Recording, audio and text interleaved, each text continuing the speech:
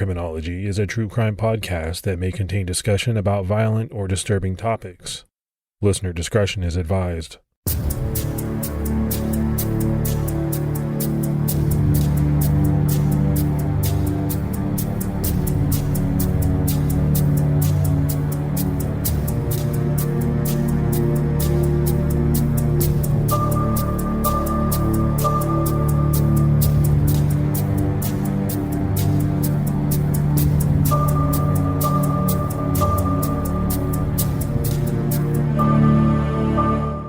I'd like to welcome everyone to episode 47 of Criminology.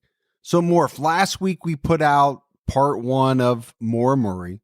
And then our plan for this week was to do an interview with Tim Polari and Lance Reensterna from the Missing Maura Murray podcast. Tim and Lance know just about everything there is to know about this case, and we wanted to pick their brain, ask them questions, get their take on certain things. So we recorded an interview with Tim and Lance, but then this happened. Tomorrow will mark 15 years since a UMass Amherst student crashed her car in New Hampshire and was never seen or heard from again. So on the eve of the anniversary of Maura Murray's disappearance, her dad tells our Catherine Underwood he thinks there could be a major break in the case.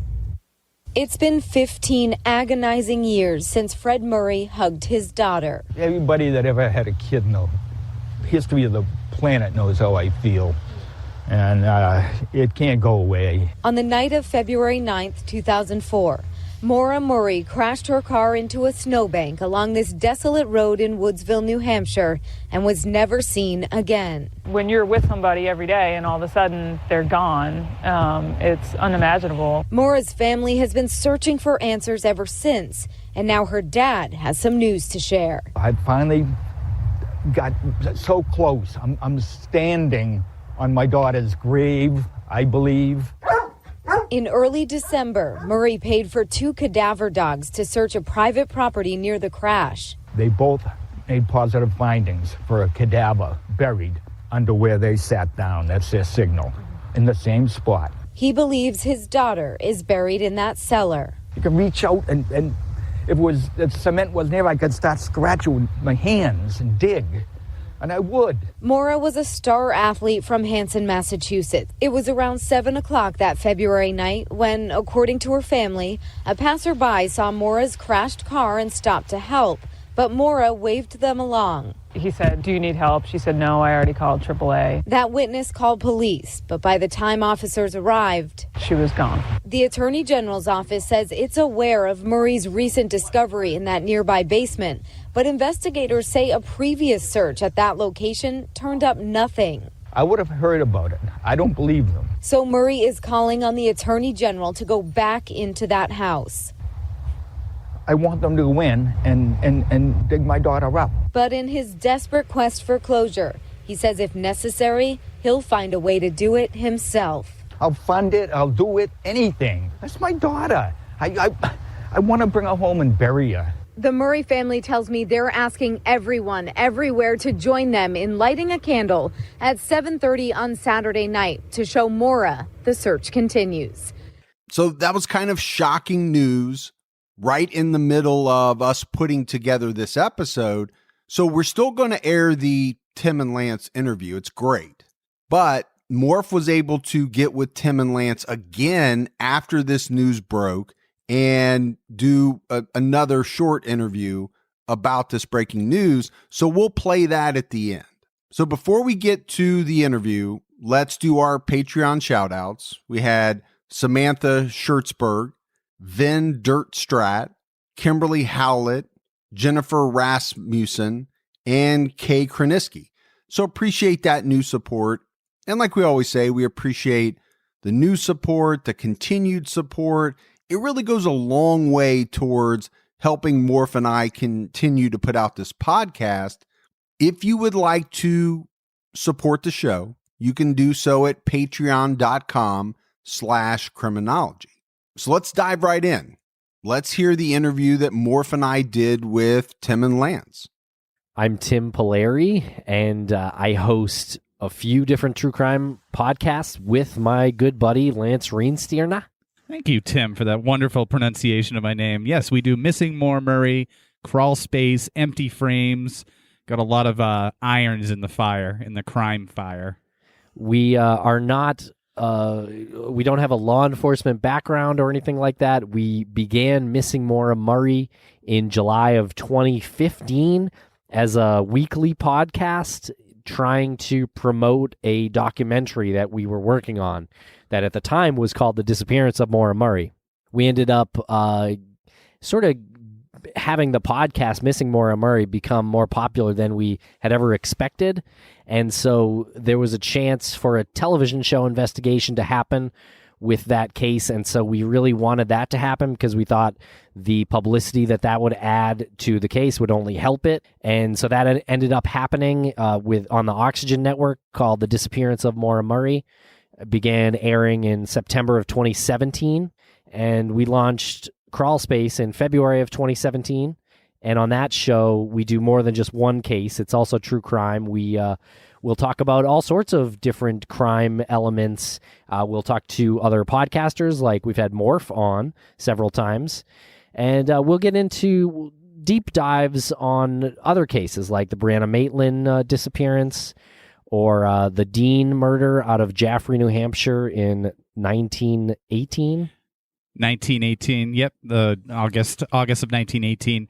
The documentary that we had started with Maura Murray, called The Disappearance of Maura Murray, wasn't so much about her disappearance as it was the people who were obsessed with the case. Because when we first started looking at Maura's case, it is a really fascinating case on the surface. Single car accident, young woman, 21 years old, from sort of our neighborhood, UMass Amherst. She disappears. There's never been a trace of her. It's going on 15 years now, coming up on February 9th. And while that alone is very fascinating and intriguing and kind of scary at times, the people who looked into the case were so intense and so passionate, and the chatter and their theories, and it never stopped emerging as a better story that they kept topping each other with. If one person had one story, one theory, someone else would come in and they'd add to it, or they'd have something better. So we really wanted to do a documentary about the mindset of the people who started becoming citizen detectives for this case and for other cases, and other people who are more on the fringe and sort of not really grasping onto the reality that Maura was a person. So it was a sort of a psychological experiment for us. Yeah. And then we kind of quickly realized that we have an audience here that wants to hear more than just that. And they want to hear about the case. And so Missing Maura Murray became more about the case, covering the case. And our documentary, well, I suppose our documentary, the one that we aimed to produce about people who are obsessed with the case, was really put on the back burner until October of 2018, when we finally released it on Amazon Prime, called Finding Maura Murray. It's in 4 parts currently. We do have a lot more footage. Yeah, we got a ton more footage. So I will say this, when I started True Crime All the Time in 2016, there wasn't the plethora of true crime podcasts, obviously, that there are today. But one of them that was out there was Missing Maura Murray. And it was one that I listened to, and I became engrossed into it, like a lot of people did. And you just couldn't wait till that next week to find out, okay, what are Tim and Lance going to reveal to us this week? For me, that kind of got me into, I kind of want to do, I don't do a ongoing case like Missing Maura Murray. Ours are more one-off or, some multi-parters, but it kind of got me into wanting to do podcasts. I'll give you a little credit there, because the job that you guys did in starting that kind of kickstarted me into thinking I'd like to do something. So we sounded inspirational. We sounded so amateur that you were like, I could do it as good as these assholes. Not amateur, it's unvarnished. I'm just kidding. Yeah, unvarnished. No, we appreciate it. We can spin any compliment into a backhanded some sort of self-effacing jab. Yeah. I don't know if you found this, because I have.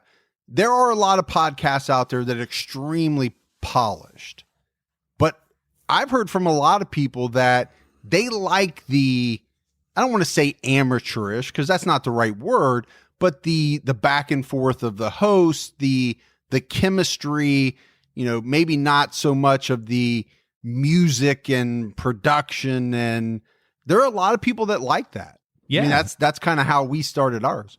I think a lot of that goes to what our business partner, Mr. K, said when he first approached us. He wanted us to do Empty Frames, which is about the Isabella Stewart Gardner Museum heist. And what he liked about it was our rapport was a lot like sports talk radio. And so many people listen to sports talk radio because of that back and forth. It just happens we're talking about true crime. So there's another really popular genre.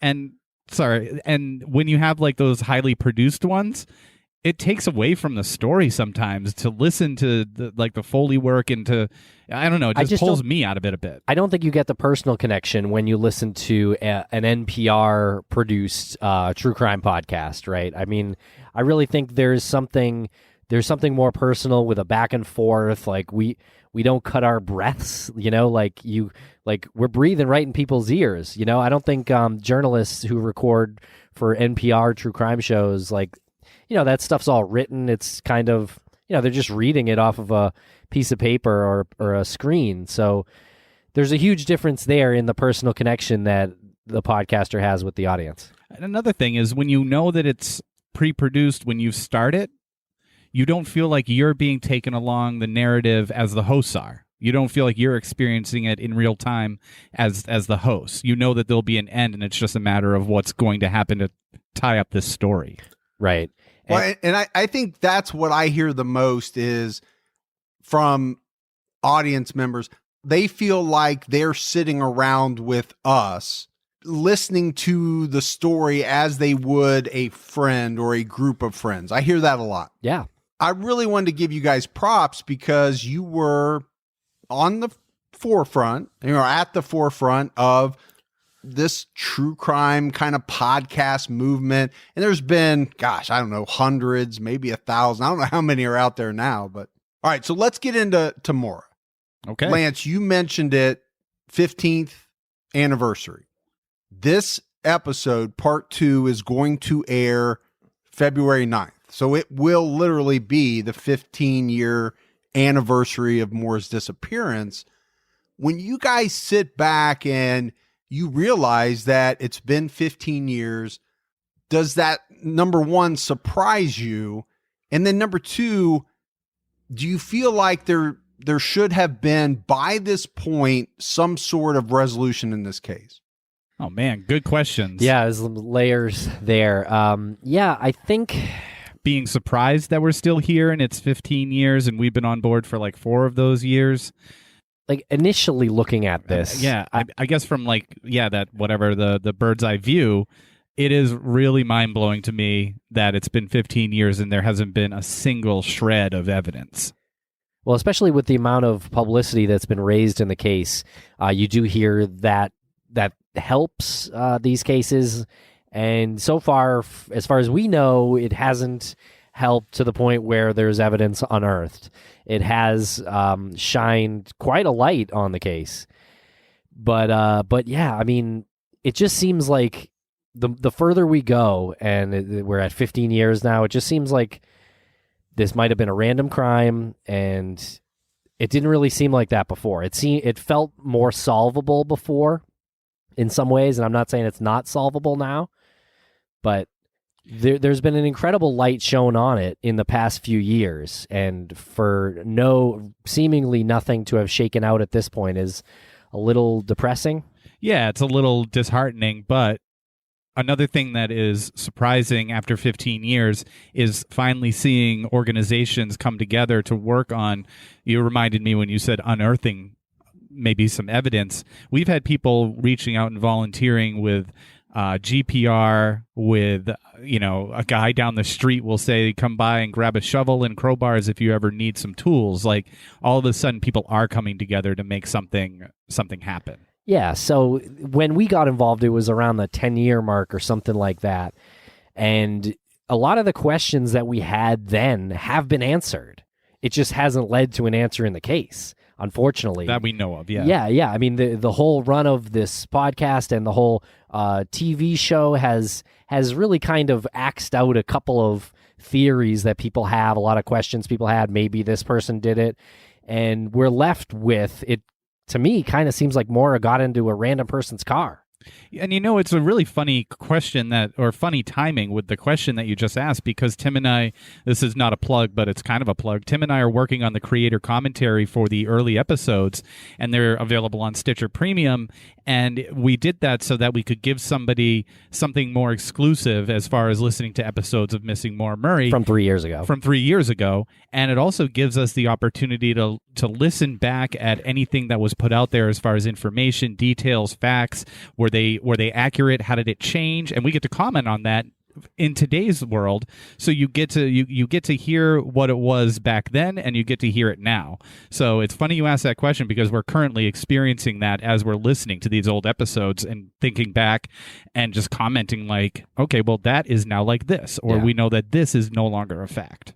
And I would say, so obviously information today that you didn't know 3-4 years ago, so you can clarify or clear up some of the things that maybe you said on early episodes that you thought to be true, but now with information that came out later, either it's not true or it happened differently, or whatever the case may be.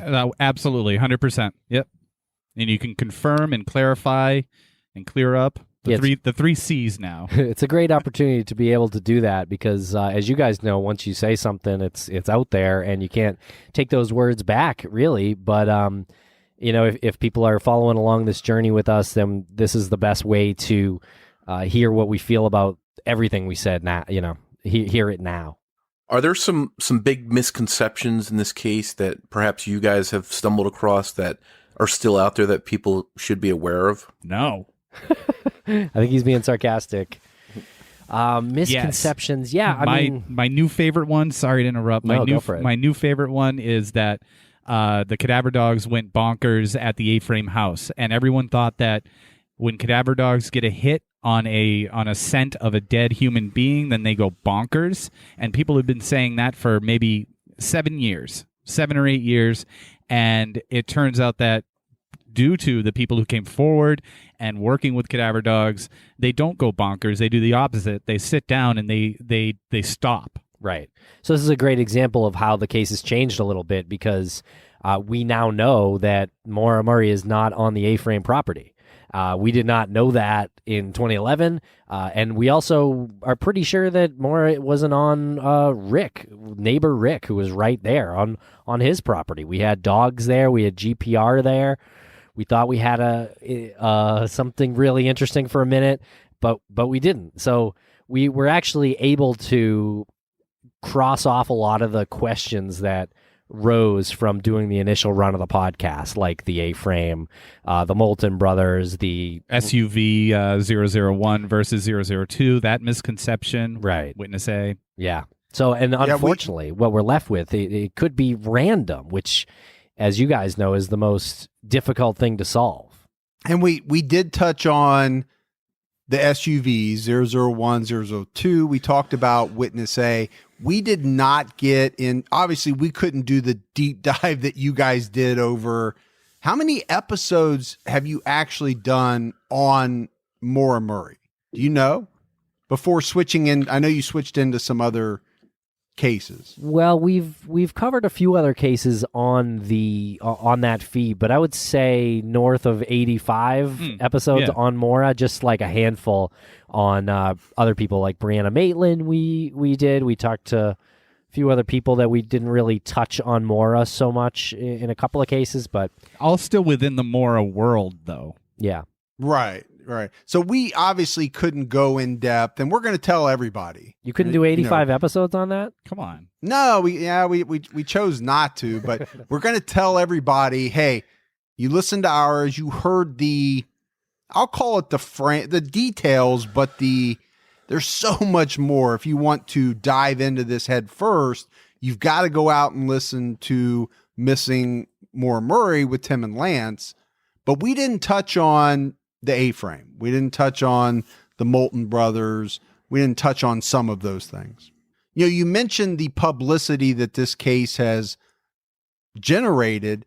And I think what's resulted from that is you've got your Reddit investigators, you've got your people out there that are looking into the case. They have their own theories, witnesses come forward. So we did touch on some of the more popular theories, and we wanted to go through some of those with you and kind of get your opinion on why you think some of these either hold water, don't hold water.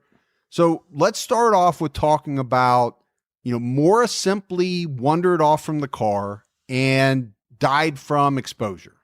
Okay, well, I would say that there were a healthy amount of searches done, and done by New Hampshire Fish and Game. Your favorite guy. Todd Bogardus. He was on the Disappearance of Maura Murray show that was on Oxygen, and really that was the first time that we heard the scope of the search that was done around the vicinity of where Maura went missing. And these guys are really thorough, and I know that there's a lot of stories of searches being done and bodies being found after that search and no one seeing the body during the search, but these searches were very extensive and they're done with dogs. I'm not saying that there couldn't be value in doing another search like that, but right now as we sit here, I don't think Maura is in that immediate vicinity, having wandered off. There was a fresh coat of fine snow that had fallen. They did helicopter searches with heat detecting sensors, heat detecting infrared, and they saw foxes running through the woods, but they never saw any sign of a body. Right across the street is the Wild Ammonoosuc River. It does get, there are sections of that river that do get a little, they do flow pretty rapidly, but that section right there, in order to get to that section of the river, and if she slipped and fell and hit her head, she wouldn't have been washed all the way down and out to the Connecticut River by any means. It's very rocky. There's a lot of snow there, a lot of frozen like snow drifts around it. Her getting eaten by some animal in the woods, a bear or something. I think they're still hibernating in February. I'm not sure about that, but I also don't know a bear that would clean up after itself so neatly that nothing was ever found.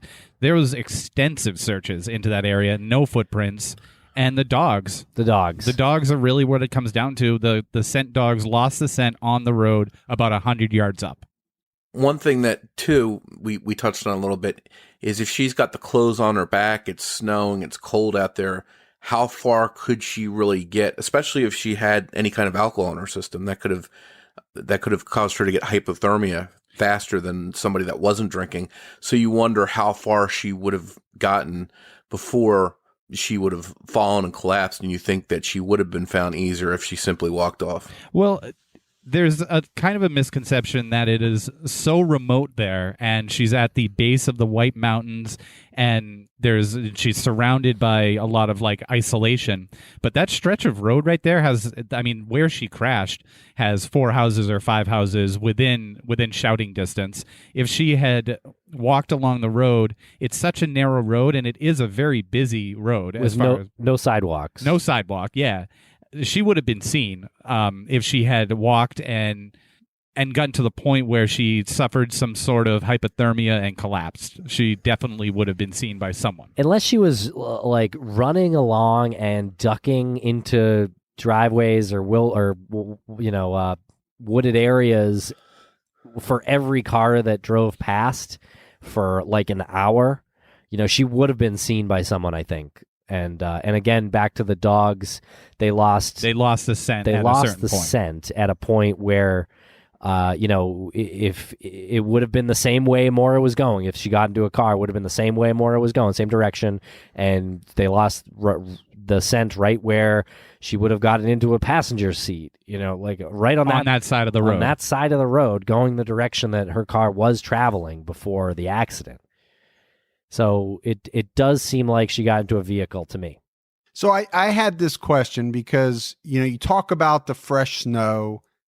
In my mind, I'm thinking pretty easy to track someone. And you guys know the weather conditions much better, but is that a true statement? If she gets off the road going into the snow, someone would have seen her footprints or her snow prints. Yeah, she definitely would have been tracked if she went into the woods right in that immediate vicinity. They would have seen footprints, no doubt about it. You know, I think one of the other theories, and you guys have talked about it quite a bit, is the possibility that she somehow hatched a plan to disappear willingly and start a new life someplace. What do you guys think of that theory? Well, from what we've learned, it would take a lot more effort than, say, the few days that we know Maura took to prepare herself for this trip that in going to New Hampshire. I mean, it was actually probably a lot less than a few days of preparation. We know that she did prepare to go away for a couple of days due to her calls to Ghosto and Bretton Woods. So we know that she was planning some destination somewhere, and she had MapQuest directions printed out to Bretton Woods and Burlington, Vermont. Burlington, Vermont. That was one of the options. So with all of these searches that they were easily able to locate, the theory that she was able to do enough preparation to 100% disappear without a trace, without a cell phone ping, without any use of a card, like a credit card, and her car wasn't even with her, so she had to include somebody else, some other form of transportation. All the preparation to do that successfully, there's nothing found on her computer that we know of that would suggest that she made these, what would seem to be very systematic, pragmatic plans to successfully disappear for 15 years. I think the longer we go, the less likely that one seems, because it just would get more and more difficult every year, and especially with the publicity of this case. If she had escaped her life and started some new one somewhere else, chances of her being recognized just keep going up and up. And there have been incidents where people have seen other people, have seen young women who look like Maura, and then they post their picture online and they say, could this be it?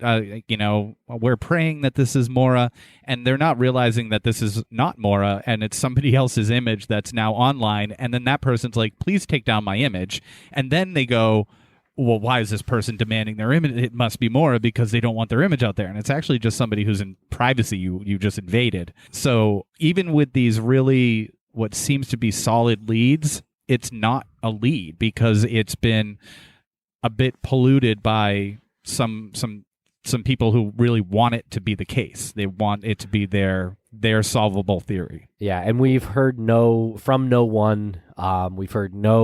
We've seen no evidence that she was around after that moment.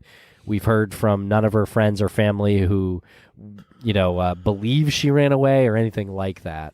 The one thing that I guess the biggest issue that I have with that one is it's 2004 to now 2019. We're not talking about 1930, right? That's true. How is a 21-year-old woman going to, with you said, what appears to be very little initial planning or planning up front, going to disappear and leave no digital footprint, use no cards? It just seems very unlikely. Well, she went into Canada and just started working under the table at some bar. He's being sarcastic again, guys.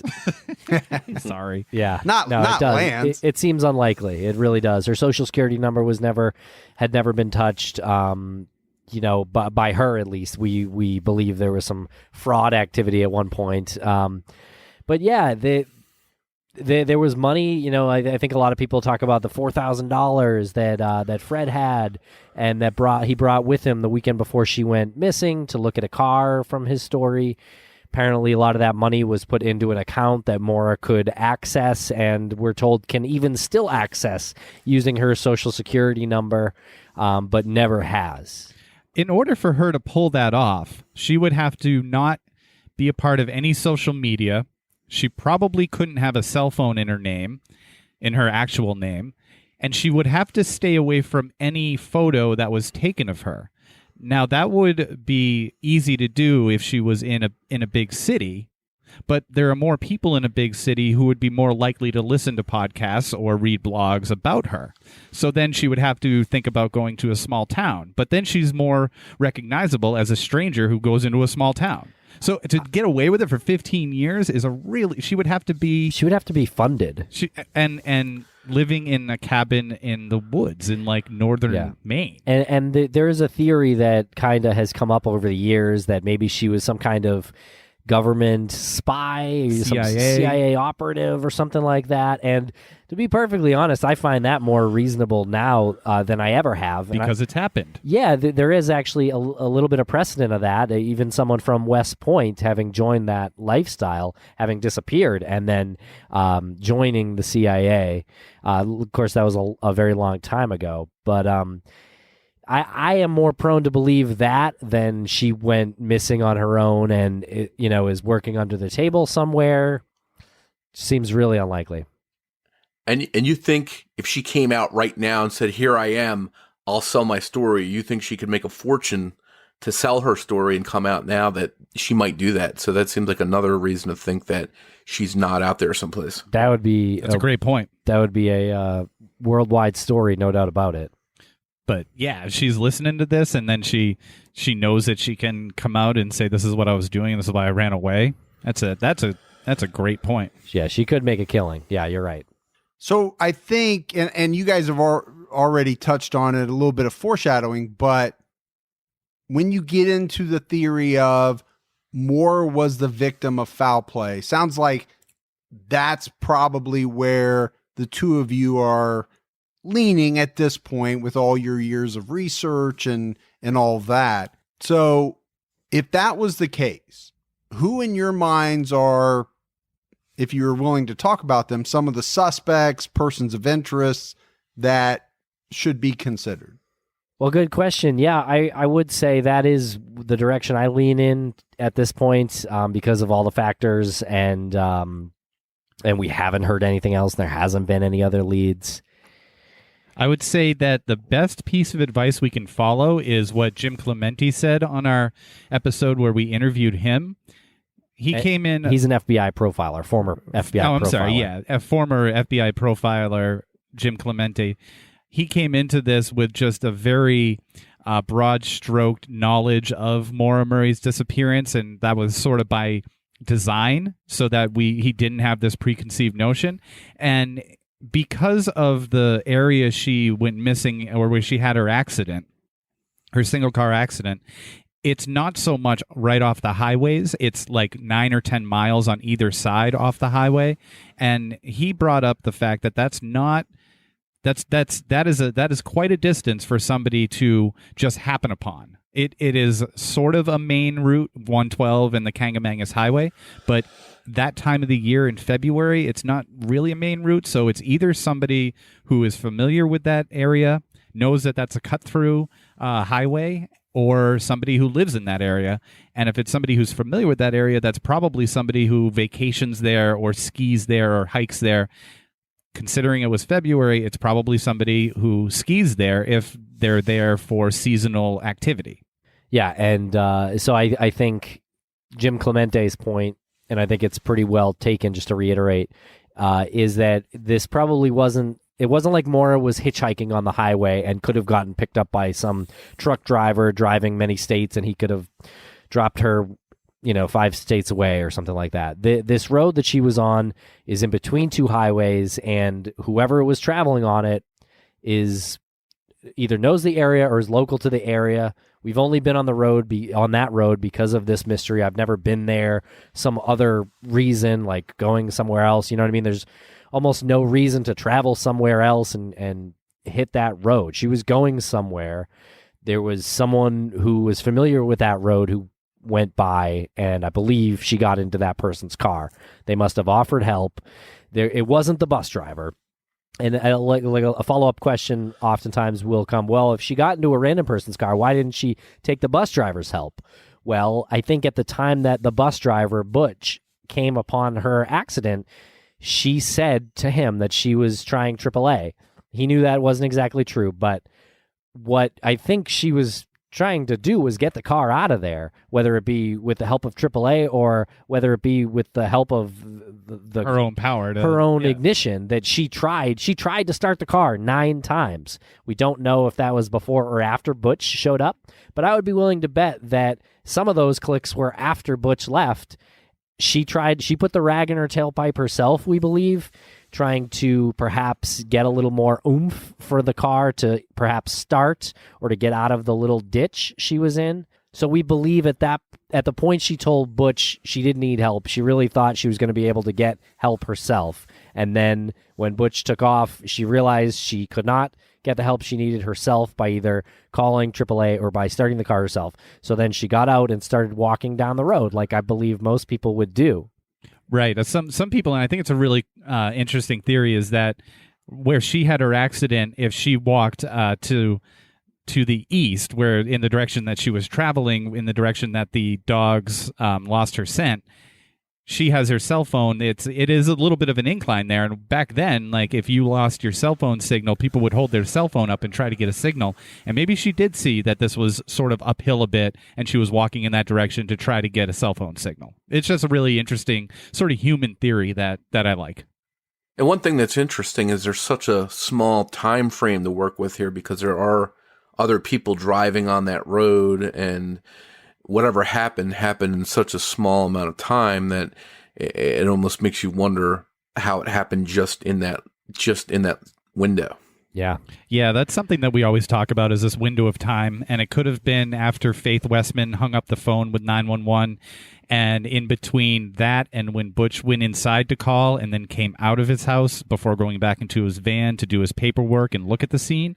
So it could have happened there, or she could have ducked behind the old weathered barn, hoping to wait it out. But that is not indicative to the dogs. Once again, we get back to where the dogs lost her scent. Maybe she did go back and waited it out behind the old weathered barn, but she would have had to have stayed there throughout the entire process and then left and then started walking. Right. We know she got to the road in front of Butch Atwood's house and in front of Rick Forcier, the neighbor. So she was basically right in between those two houses on the street. A lot of people will point at those guys, last person to see her, and then this other guy across the street has his own story because he apparently said he saw her running that night, but that story didn't come out until a few months later. So then you say, well, that guy implicates himself, and you would be right. So I think he was looked at and has been looked at very strongly as a person of interest, but if he is the guy, then that means she got into his car and they probably kept driving. Like, he probably didn't go to his house or trailer right then, because you wouldn't really need to drive there. It was right there. So really, the more evidence that comes out, it does seem like she hopped into a car. Now, unlike most true crime podcasters, you all have been to this location. How many times? I don't even know. 10. Yeah. A bunch. So from the crash site to where the dogs lost Maura's scent, is that the Bradley Hill Road? Yes. Yeah, right before Bradley Hill Road is where the dogs lost the scent. So in your mind, that's the area where she most likely got into a vehicle. That's correct. A stranger's vehicle. That's my opinion. From your thinking, correct? Yep, that's my opinion. Okay. And how far is that from the crash scene to that area? To avoid confusion, the tree that has the blue ribbon on it, that's not exactly where the car crashed, according to the police report. The police report has her further east, a little bit closer to Butch Atwood's house and to Rick Forcier's house, and it's about 75 to 100 yards from where the dogs lost the scent, right before Bradley Hill. So very close. Yeah, I think within sight. Yeah, I mean, there's some conjecture. I think you if you Google it, you'll find some people saying 100 feet. You'll find some people saying 300 feet. Yards. Lance says 100 yards. That would be 300 feet. You hear anywhere between those marks. We've never measured it. It's somewhere in that range. So you just touched on something that I think is very important, right? If you Google it, you will see about anything, right? Anything pertaining to this case, 10 different versions of X. And I think that's what makes this case somewhat hard to tell. It's really the main reason we wanted to have you on, people that have extensively reviewed the case, researched the case. It really helps to clear up some of these things. I know it kind of feels like unnecessary minutia sometimes, but if you put a stop to something as soon as you can, then it doesn't become something so elaborate and sinister, like the rag in the tailpipe or something to that effect. It's good to hear from you guys, boots on the ground, somebody that's actually been on that spot, been on that location, to sort of lay out how it looked there and the distances and stuff. Yeah, and we actually had an interview with Tim Westman. It was an impromptu interview when we were filming up there. Who's Tim Westman? Tim Westman, Faith Westman's husband. Yeah, who was that? The neighbor. Okay. The neighbor whose wife called 911. Yeah. Okay, I didn't know that they knew that. I was about to get into it. Okay. Let me start this again. Okay. We had an impromptu interview with Tim Westman up there when we were shooting for the documentary. We were at the location of the accident, and he lives in the house right across the street, and he fired up his lawnmower, and it was October, which was kind of funny, but he ended up being outside, and we walked over and spoke to him, and one of his main points was that he claims that she did not hit where everybody thinks she hit, right around the blue ribbon. He said she hit those 3 trees up there. She was up there. She was like closer to Rick Forcier's house, further away than most people think. And there's that account. There's a police record that shows that that's accurate. That's where the police found the vehicle, and but that's just one of those things that keeps unraveling. Like, was she there, here, and did she? That the damage couldn't have been caused by the snowbank or a tree, but everything's already there. The eyewitness right across the street says that she was there. The police report says she was there. According to witness A, she says she was in that vicinity, and it's just funny how it sort of unwraps as, well, that can't be accurate because the accident report says that the damage wasn't caused like that. Most people just get caught up in believing people are lying. If you believe no one's lying first and take a look at it that way, then I think it's a lot more clear to people. Because a lot of the truths that people said, they don't have to conflict. It's their interpretation of what they saw and experienced. Right. So, Lance, you touched on the rag in the tailpipe. We talked about it in our episode, but we didn't get too in-depth into it. You guys spent some time on that, I think, over some episodes. In and out, right? Touching on it.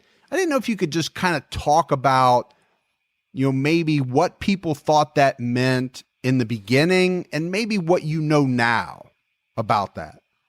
Yeah, this one runs the gambit. A lot of people will hear about the rag in the tailpipe, and they think, well, Maura had to have gotten gas at some point on this trip, which we believe as well, based on her fuel nozzle in the car. That's about 3/4 full. She had to have stopped somewhere.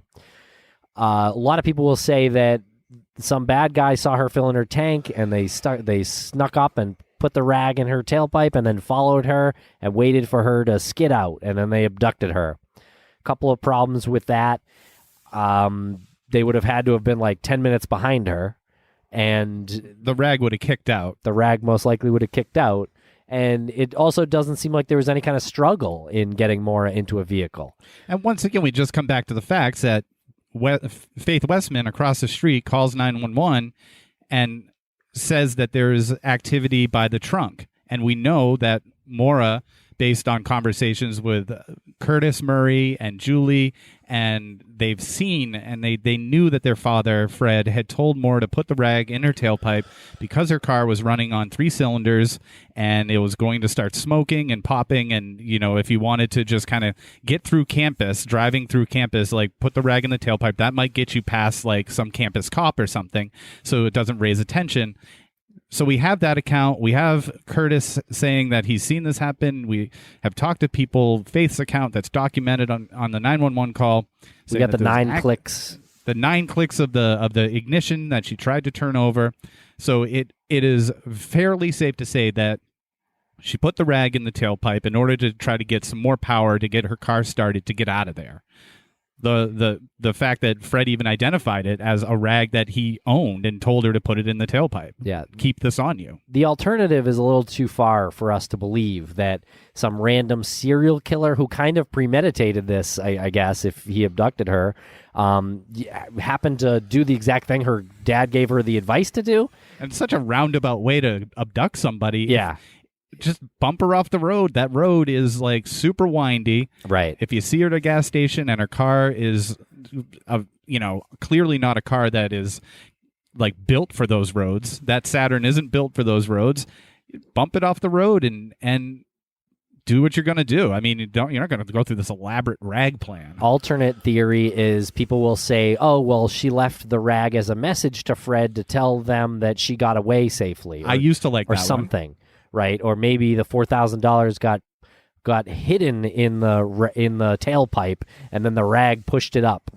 All those, to me, doesn't really ring true. And also, what we learned when we went to visit the car in December of 2013 was that the entire exhaust system, the back exhaust, including the tailpipe, had been taken off the car. So we can only presume that that was in evidence. So the police did their due diligence on it to find out if there was anything weird going on with that, and we can only presume that they didn't. And you mentioned the police. There's been some people that have suspected the police are covering something up or some way involved. What's your take on the police investigation and their openness and what they talked about publicly? Well, we're sitting here 15 years later, so the investigation was flawed to begin with, I will say, and I think they would agree with that today. It obviously, if what we're talking about is true and someone random got her, this is the toughest case to solve. So starting with that preface, they definitely didn't do everything they probably should have done right off the bat. There is information that they know that they could give out now that would help stir up the community, could potentially lead to more leads, and they have done that to some extent. Last year at CrimeCon 2018, they gave us Maura's dorm room photos that had never been out there. For the Disappearance of Maura Murray Oxygen show, they gave the ATM photos of Maura Murray that had never been out there. So the police is changing. They're changing their approach to social media and releasing information to some extent, very little by little. Do we think there's a conspiracy? Like it's the question of the investigation. Are they withholding too much? Did they do something? I think you can get to the answer. They didn't do anything nefarious to Maura Murray by really just taking a step back and thinking of it from the opposite angle, right?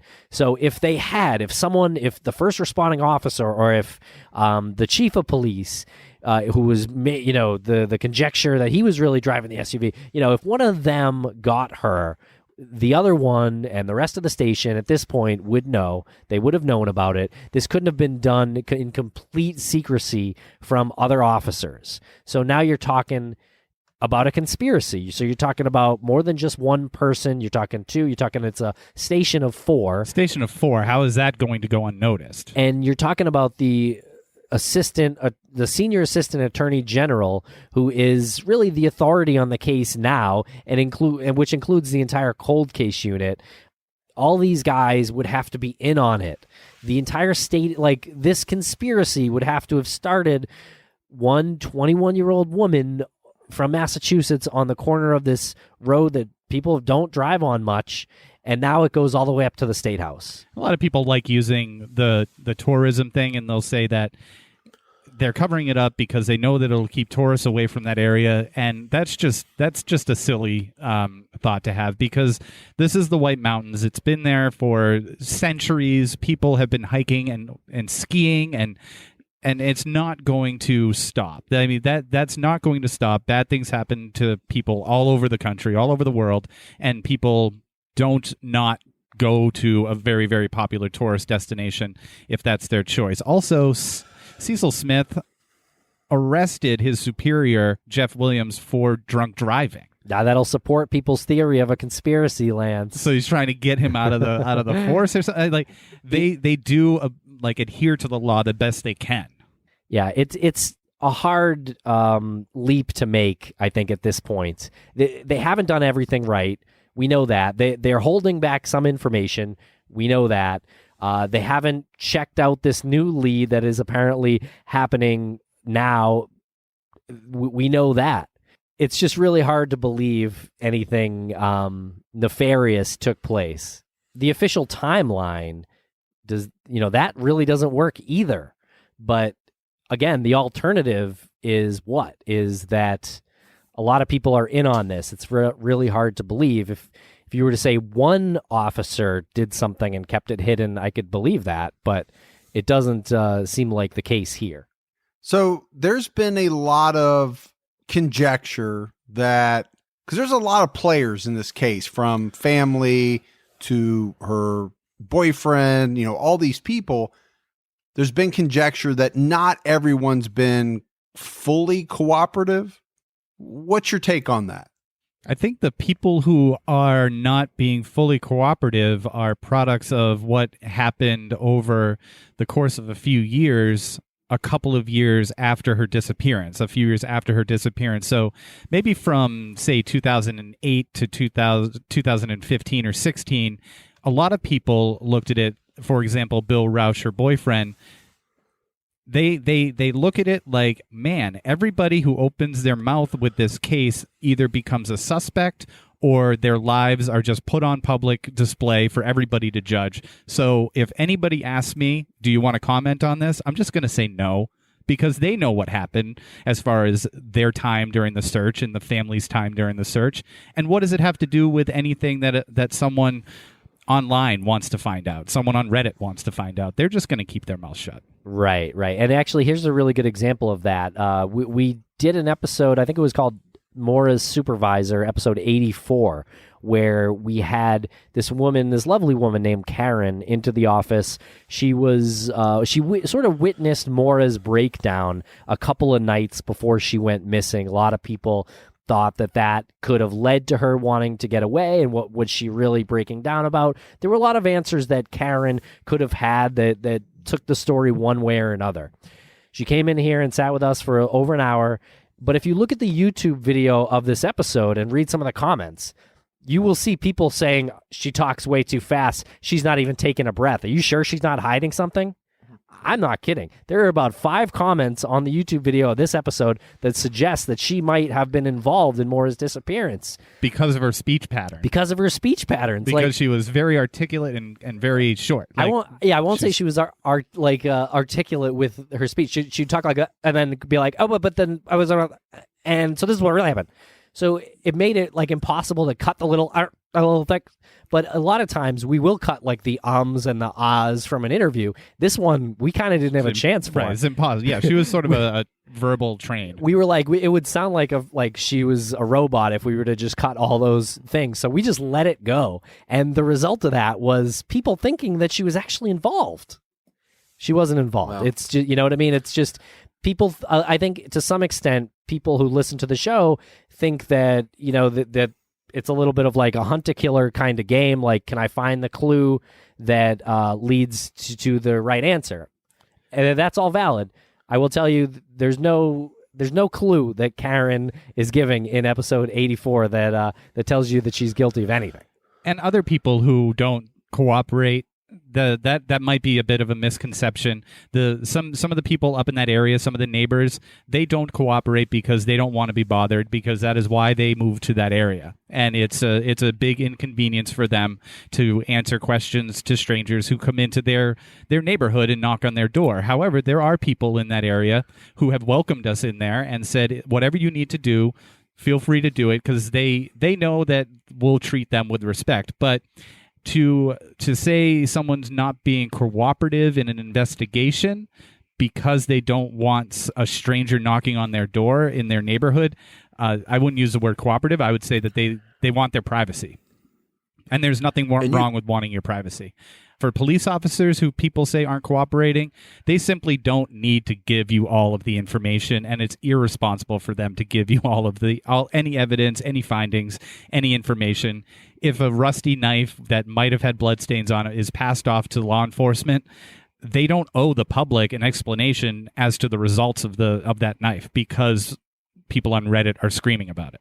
And you mentioned Maura's breakdown. No matter what happened or whatever the reason she went missing, it's safe to say that she was at a bad point in her life at that moment.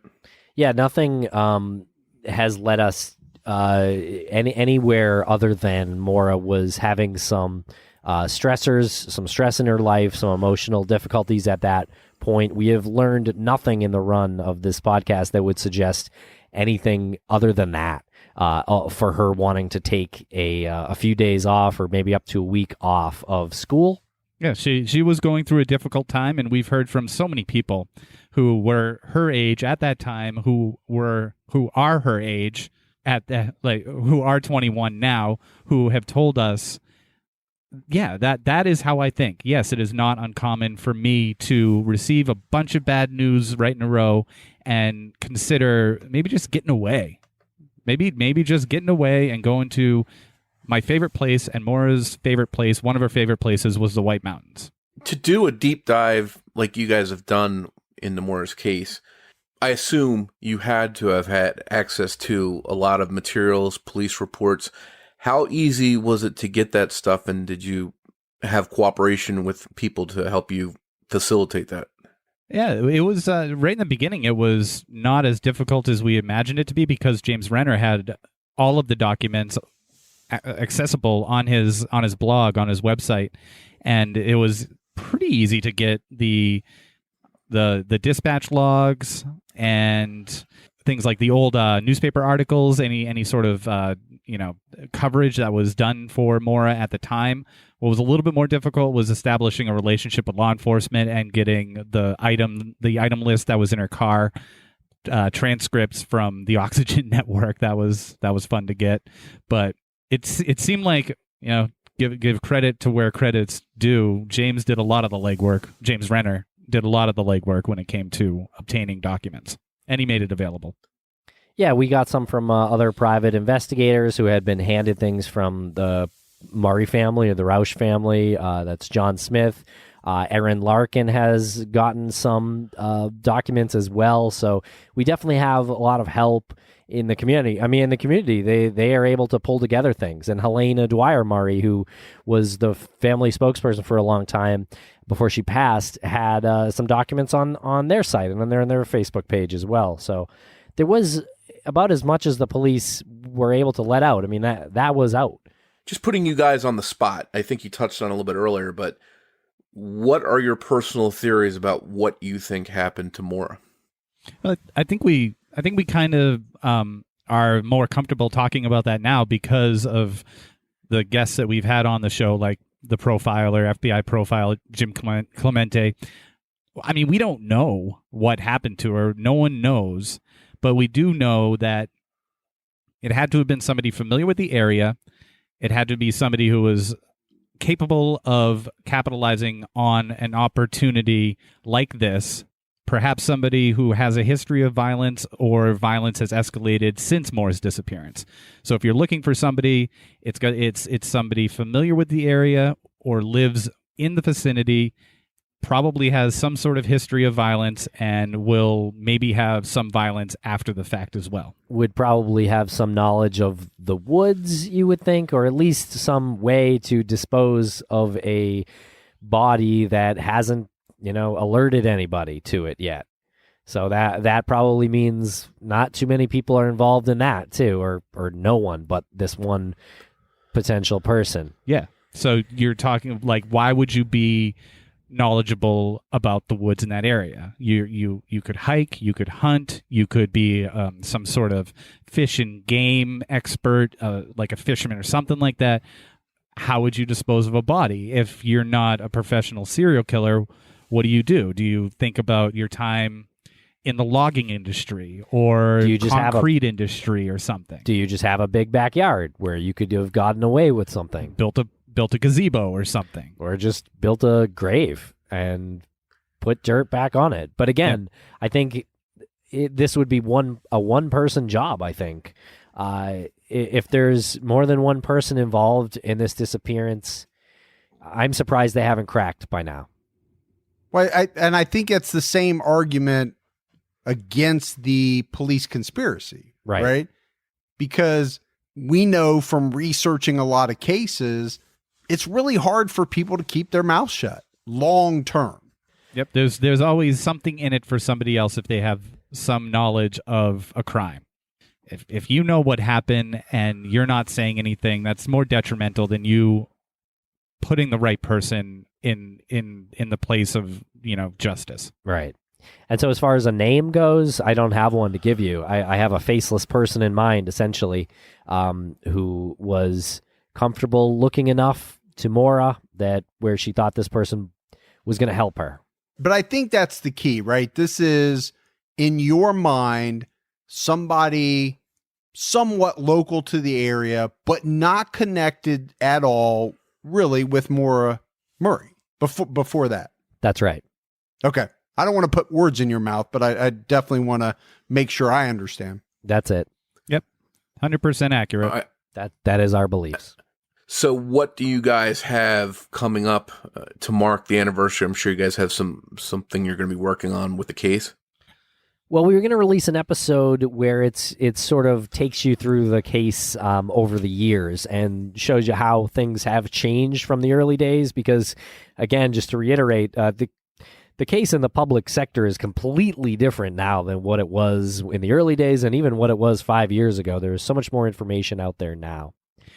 And we came up with this idea when we were doing those creator commentaries because we found ourselves looking back at some of the old documents and especially some of the old newspaper articles. And there's some information in there and just a certain feel about the area and the case itself that has changed. So first, we wanted to not put ourselves in really, I don't want to say the spotlight, but we will be doing something for the anniversary. It'll be a retrospective of the last 15 years, but the anniversary is really about what the family wants to do for themselves.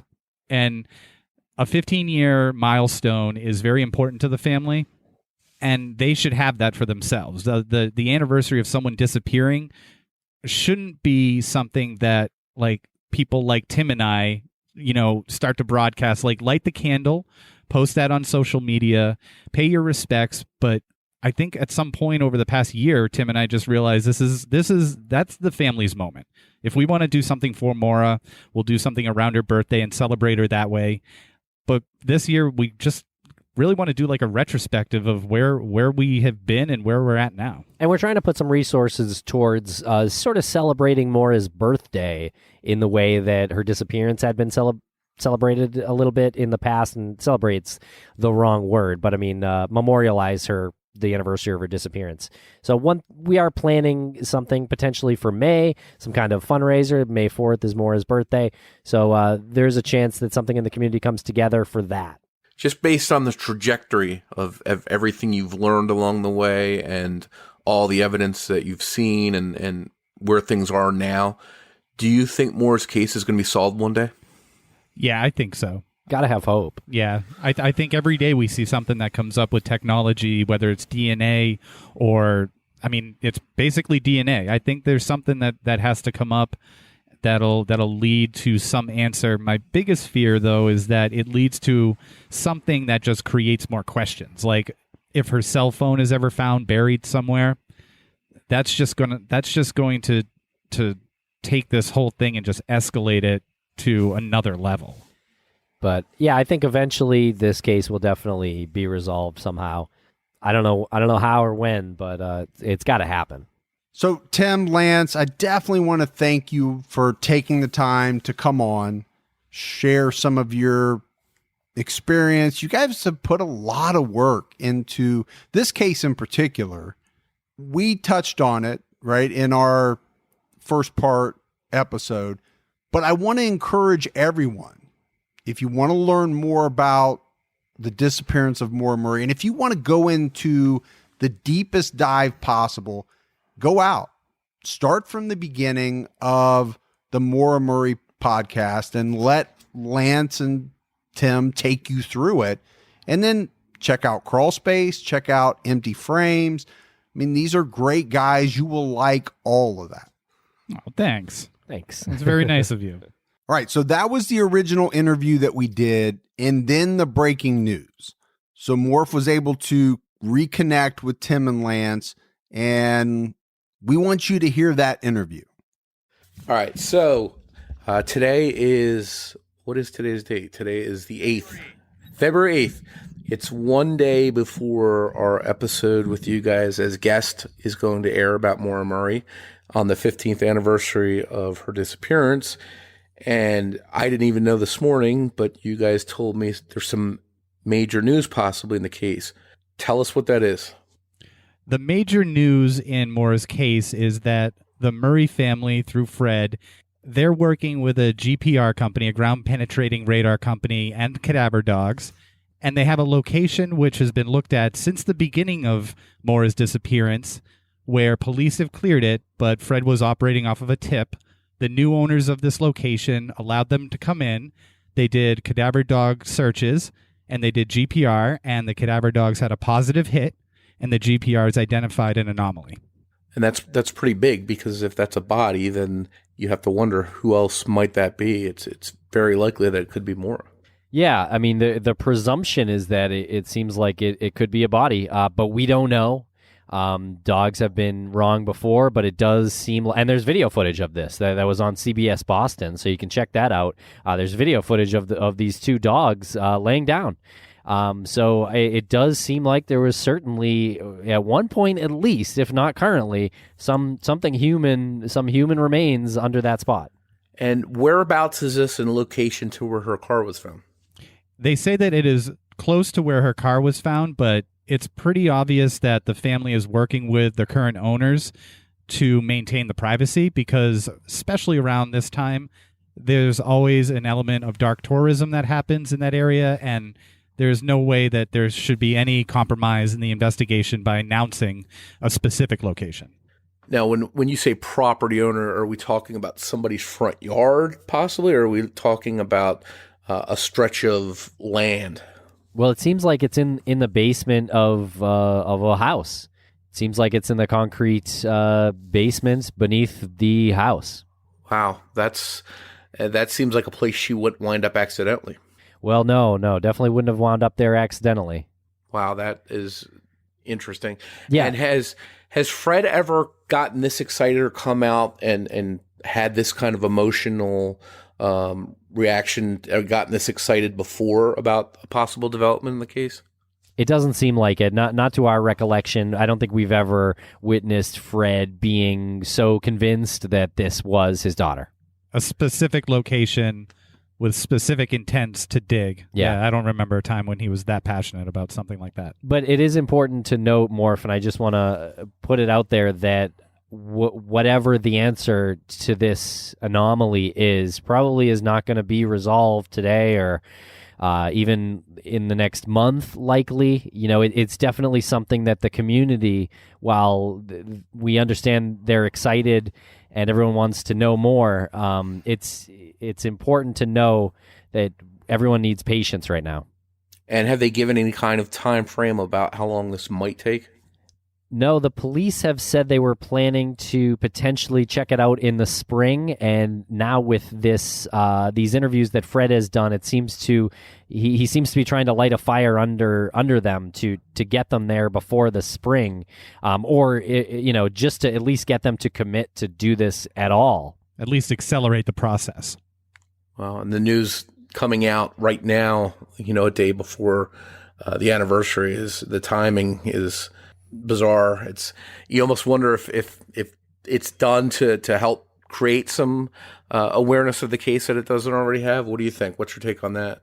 Well, Fred is typically kind of unfiltered, I would say, and there has been media coverage because this is the 15-year anniversary, and we're right on the brink of that. So I think the combination there of news coverage and just, Fred and the way he is, and, he doesn't give an F. He's not going to... He is not going to kowtow to law enforcement or anybody. I mean, he is very determined, and he is angry that law enforcement hasn't checked this out already. Wow. It'll be interesting to see what happens. And as far as you guys know, this isn't related to the guy a couple weeks ago that claimed that he had some information about Maura being buried someplace, was it? It's likely the same lead, yeah. It very well could be, but I don't feel safe putting out like a definite yes or no that we think it is. All we can go on right now is what we're being told by the family through the news broadcast, because they are trying to remain as private as possible with it. Well, it's going to be big news if there's anything there, and I hope 15 years is too long, so let's hope that they do find something there that answers some questions finally. We're hoping. And I know you guys are going to be on top of it and busy, and I hope you'll have some updates soon on Missing Maura Murray. We'll definitely be sending people over to listen to that. Thanks a lot. Awesome. We appreciate it. All right. Let us know what happens. Okay, we'll do. All right. So amazing stuff from Tim and Lance. We really appreciate them taking out time, carving it out of their schedule to talk with Morph and I about this case. It is a case that they're very passionate about. And I think, like we said on the last episode, if you have not listened to Missing Maura Murray, it is an extremely deep dive into this case. But that's it for another episode of Criminology. If you like the show, go out, give us a 5-star rating. That goes a long way towards helping other people find the show. You can find us on social media, on Twitter, Facebook.